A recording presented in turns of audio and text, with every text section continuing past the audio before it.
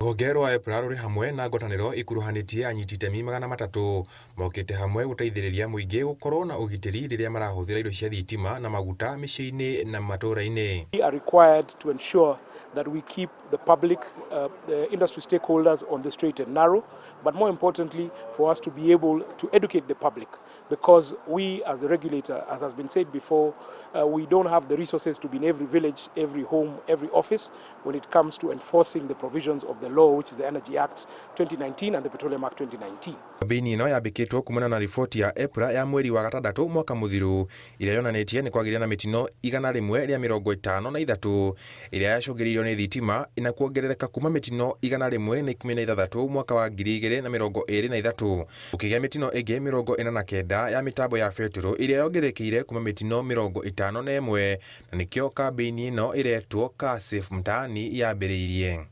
The big challenge has been information dissemination. A lot of Kenyans, as has been said before, lack the understanding on the do's and the don'ts.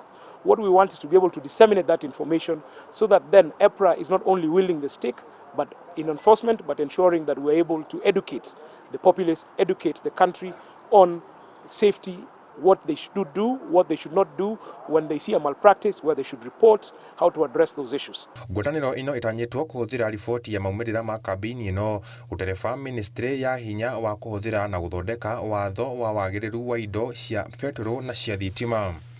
And we are confident that from here going forward, a lot of change will be evident. I have said, and you heard clearly, giving or putting those unscrupulous business persons, the dealers who are used to illegalities and engaging in irregular activities, that their days are now numbered. Handũ-inĩ ha Inooro TV, njĩtagwo Mwangi wa Shira. The safe integration of